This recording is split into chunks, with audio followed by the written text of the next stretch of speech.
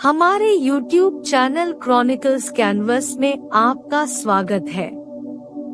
आज हम ऐतिहासिक महत्व और समकालीन प्रासंगिकता के विषय खालिस्तान आंदोलन पर चर्चा करेंगे। सिख आत्मनिर्णय की इच्छा में निहित यह आंदोलन दशकों से बहस, साजिश और चिंता का विषय रहा है। खालिस्तान आंदोलन के इतिहास, कारणों, प्रमुख घटनाओं और वर्तमान स्थिति का पता लगाने के लिए हमारे साथ जुड़े रहिए। खालिस्तान आंदोलन पंजाब क्षेत्र में एक अलग सिख राज्य की स्थापना के लिए एक ऐतिहासिक संघर्ष है, जो वर्तमान भारत और पाकिस्तान के कुछ हिस्सों तक फैला हुआ है। 1947 में भारत की स्वतंत्रता और विभाजन के बाद इस आंदोलन को प्रमुखता मिली, क्योंकि पंजाब प्रांत में सांप्रदायिक हिंसा हुई और यह दो नवगठित देशों के बीच विभाजित हो गया। एक महत्वपूर्ण विकास पंजाबी सूबा आंदोलन के माध्यम से अधिक स्वायत्तता की मांग थी, जिसका उद्देश्य पंजाबी भाषी राज्य बनाना था। इस आंदोलन के कारण अंततः 1966 में पंजाब का पुनर्गठन हुआ और इसे भाषा और धार्मिक जनसांख्यिकी के आधार पर हिमाचल प्रदेश, हरियाणा और पंजाब राज्यों में विभाजित किया गया। 1973 में सिखबहुल पंजाब में एक प्रमुख राजनीतिक ताकत अकाली दल ने आनंदपुर साहिब प्रस्ताव जारी किया, जिसमें पंजाब के लिए अधिक स्वायत्तता, संभावित अलग राज्य के लिए क्षेत्रों का परिसीमन और अपना आंतरिक संविधान बनाने का अधिकार मांगा गया। जबकि अकालियों ने स्पष्ट किया कि वे भारत से अलग होने की वकालत नहीं कर रहे थे, भारत सरकार ने प्रस्ताव को चिंता के साथ देखा। करिश्माई उपदेशक जरनैल सिंह भिंडरावाले आंदोलन में एक प्रमुख व्यक्ति के रूप में उभरे। 1980 के दशक तक भिंडरावाले का प्रभाव बढ़ गया था, जिससे सरकार के साथ तनाव पैदा हो गया था। 1982 में उन्होंने धर्म युद्ध मोर्चा शुरू किया, जो एक सविनय अवज्ञा आंदोलन था, जिसका उद्देश्य आनंदपुर साहिब संकल्प में उल्लिखित ग्रामीण सिखों की चिंताओं को संबोधित करना था। हालांकि बढ़ते धार्मिक ध्रुवीकरण, सांप्रदायिक हिंसा और हिंदुओं के खिलाफ भिंडरावाले की बयानबाजी के कारण सरकार को यह घोषणा करनी पड़ी कि यह आंदोलन अलगाव के समान था। जून 1984 में शुरू किए गए ऑपरेशन ब्लू स्टार का उद्देश्य सिखों के सबसे पवित्र मंदिर स्वर्ण मंदिर से भिंडरावाले और उसके सशस्त्र समर्थकों को हटाना था। उग्र प्रतिरोध से चिन्हित इस ऑपरेशन के परिणामस्वरूप भिंडरावाले की मृत्यु हो गई और मंदिर को काफी नुकसान हुआ, जिससे दुनिया भर के सिखों में आक्रोश फैल गया।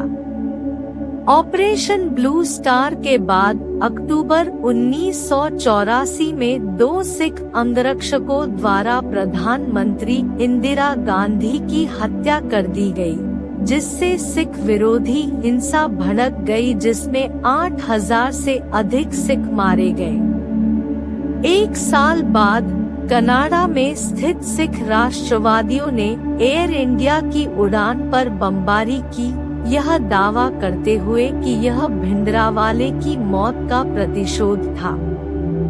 पंजाब में 1995 तक लंबे समय तक विद्रोह चला, जबकि पंजाब ने तब से शांति और आर्थिक विकास का अनुभव किया है।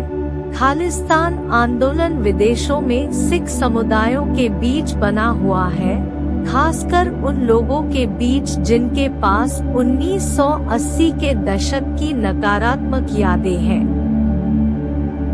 हालांकि यह समर्थन खालिस्तान के लिए महत्वपूर्ण राजनीतिक समर्थन में तब्दील नहीं हुआ है। एक अल्पसंख्यक वर्ग इसकी वकालत करना जारी रखता है, लेकिन उनका प्रभाव मुख्य रूप से व्यापक लोकप्रिय समर्थन के बजाय राजनीतिक गठबंधनों से उत्पन्न होता है। इस आंदोलन ने पिछले कुछ वर्षों में विभिन्न रूप धारण किए हैं और इसे मुख्य रूप से सिख आबादी के वर्गों, विशेषकर कनाडा, ब्रिटेन और ऑस्ट्रेलिया जैसे देशों में सिख प्रवासी लोगों के बीच समर्थन मिला है। महत्वपूर्ण चुनौतियों और सरकारी सख्ती का सामना करने के बावजूद यह चिंता और चर्चा का विषय बना हुआ है। खालिस्तान टाइगर फोर्स (KTF) प्रमुख की मौत। भारत सरकार द्वारा वांछित हरदीप सिंह निज्जर एक लक्षित गोलीबारी में मारा गया। उस पर पंजाब के जालंधर में एक हिंदू पुजारी की हत्या की साजिश रचने का आरोप लगाया गया था और उसे पकड़ने के लिए इनाम की घोषणा की गई थी। इस घटना ने खालिस्तान उग्रवाद और ऐसी गतिविधियों में विदेशी भागीदारी के बारे में G20 शिखर सम्मेलन सहित चिंताओं और चर्चाओं को बढ़ा दिया। कनाडा में हाल की भारत विरोधी कार्रवाइयां। जून 2023 में कनाडा के सोशल मीडिया पर प्रसारित एक वीडियो जिसमें पूर्व भारतीय प्रधानमंत्री इंदिरा गांधी की मृत्यु को दर्शाया गया था, विवाद का कारण बना। यह वीडियो खालिस्तान समर्थकों से जुड़ा था और ऑपरेशन ब्लू स्टार की सालगिरह का जश्न मना रहा था।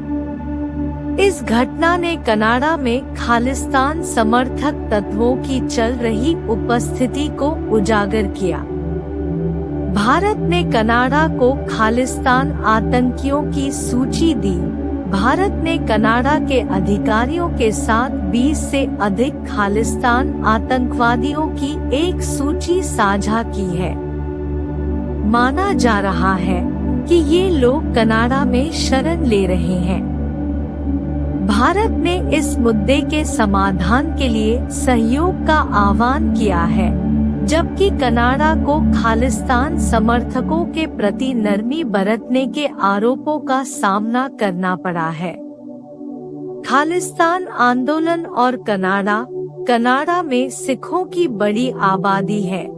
देश की आबादी में सिखों की हिस्सेदारी 2.1% है और यह कनाडा में सबसे तेजी से बढ़ने वाला धार्मिक अल्पसंख्यक है।